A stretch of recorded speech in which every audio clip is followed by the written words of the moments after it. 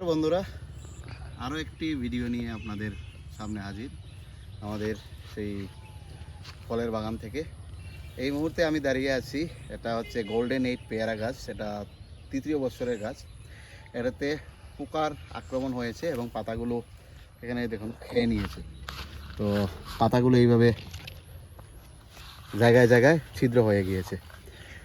তো মূলত এখানে আমি কিছু ইনসেকটিসাইড ইউজ করতে যাচ্ছি এবং আজকে ঘড়িতে বাজছে প্রায় 4টা এবং আজকে তারিখ হচ্ছে 9/5/2026।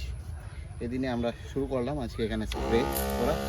এবং কীভাবে আপনি পেয়ারা গাছকে এই সময় বা এই মে মাসের তপ্ত রোদে কীভাবে সেটাকে ভালো রাখতে পারবেন এবং তার জন্য কী কী পরিচর্যা করা প্রয়োজন সেটা আমি মূলত আপনাদের কাছে আজকে দেখাচ্ছি। আর অনেকগুলো আমার এখানে কী হয়েছে, নতুন নতুন সেই পেয়ারার কুড়িগুলো এসেছে। তো আমি পোকা মারার জন্য এই সময়ে যদিও সাইপারমেথ্রিন যথোপযুক্ত নয়, তথাপিও আমি যেহেতু এই পোকার উপদ্রবটা বেশি তাই আমি সাইপারমেথ্রিন এবং সঙ্গে ক্লোরোপাইরিফস ব্যবহার করছি এই পোকার উপদ্রব নিয়ন্ত্রণ করার জন্য। তো আপনারা যদি যারা বাগান করেন আপনারাও এটা ব্যবহার করতে পারেন। এবং গত বছরের আমার আম বাগান, আমের যে গাছ সেই আম এগুলোকে আমি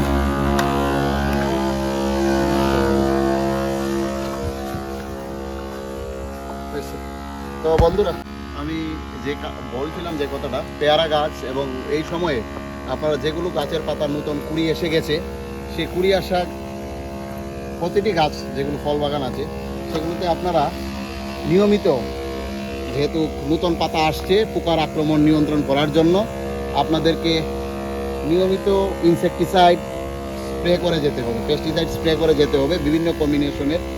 সেগুলো যদি জানতে হয় আপনারা, আমি তো আপনাদের জন্য একটা আলাদাভাবে একটি ভিডিও বানিয়ে দেব। এখন হচ্ছে আমি স্প্রে করছি আমার যে পোকামাকড় নিয়ন্ত্রণের জন্য যে ব্যবস্থাপনা সেটা চালিয়ে যাচ্ছে এবং নতুন পাতা ইতিমধ্যেই এসে গেছে আমাদের ফুল গাছে। আশা করি এখন যারা আমার কথা অনুযায়ী সেই সময় প্রুনিং করেছিলেন তাদের গাছের কন্ডিশন এরকমই হয়েছে। এই দিকটাতে আমি আমাদের ফুল বাগান সঙ্গে এখানে কিছু কিছু জায়গাতে আমি আমেরও চারা লাগিয়েছিলাম। এটা তৃতীয় বছরে পড়েছে ফুল, এটা দ্বিতীয় বছরের আমের চারা। এটা হচ্ছে ব্যানানা ম্যাঙ্গো। এদিকে দেখুন আরেকটা ব্যানানা ম্যাঙ্গো, এখানে ব্যানানা ধরে গিয়েছে। তো আমি এখানে একটা কীটনাশক স্প্রে করছি, সেটা লাস্ট এবছরে।